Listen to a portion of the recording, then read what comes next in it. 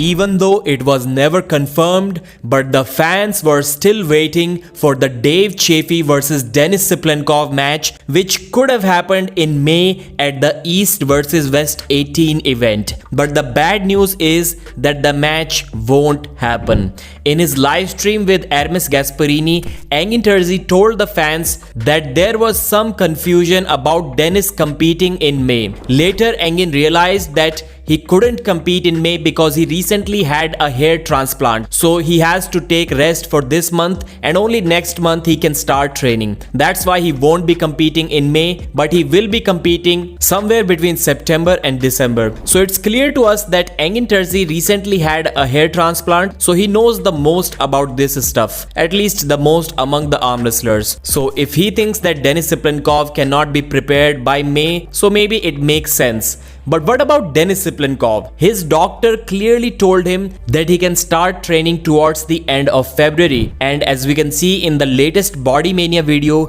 he has started training. And after calculating all of this, he came to a conclusion that he can compete in May. So what happened to that? Is it like Denis wants to compete in May, but Engin doesn't want him to compete? We cannot say anything for sure now. But we haven't heard anything from Denis about not being able to compete in May or not wanting to compete in May. Anyways, Denis told Engin that he would like to have a super match against anyone who is outside of top 5 arm wrestlers in the world. So in the super heavyweight category, that would be Gennady, Alex Kurdecha, Georgy Swetkov, Vitaly Laletin and Artem Morozov. I think Gennady stylistically can be very difficult and Vitaly can be too strong. So he was left with Alex, Georgy and Morozov. I don't think Morozov would also like to have a match against Denis, at least not right now. So then Denis was left with Alex Kurdecha and Georgy Swetkov. I think both of these matches made sense. But if there isn't enough time for Denis to prepare for a super heavyweight match against a top 10 guy in the world, then why not give him an easier match? Why not go down to the 115 kg weight category and pick Sergey Kalinichenko? But as we just discussed in the beginning of this video, that the match that was supposed to happen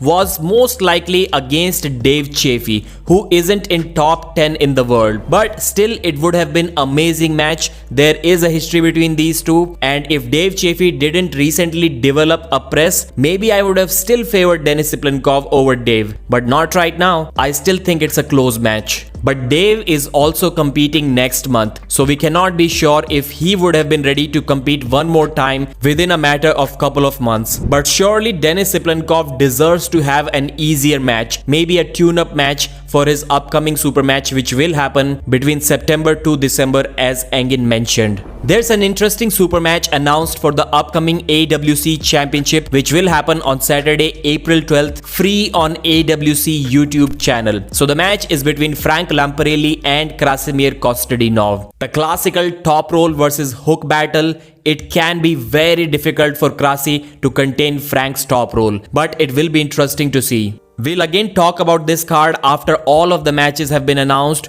or if some other important big super match like this one gets announced. The Reddit arm wrestling community has taken out some screenshots from the Tordzilla versus Irakli Zirakashvili super match, and as soon as I saw those fouls, I immediately remembered when I was talking about that match during my live commentary. After a few rounds, I was like, isn't that a massive elbow foul? Or maybe my eyes are just making stuff up, because the referees didn't call anything. You can say that small elbow hops are allowed at East versus West, but I don't think these were small fouls. And every day, more and more people are coming up with more and more stuff where the referees have made terrible mistakes. So even if elbow hops are allowed, they have clearly mentioned that even if the elbow goes a millimeter outside of the elbow pad, it should be an elbow foul. And look how far Todd's elbow is in this photo towards the back side of the elbow pad. So not so good refereeing in this match as well. And also when I watched the Morozov versus Vitaly super match, during the first round when Morozov was about to get pinned, look at the referee's face here. Like, is it even possible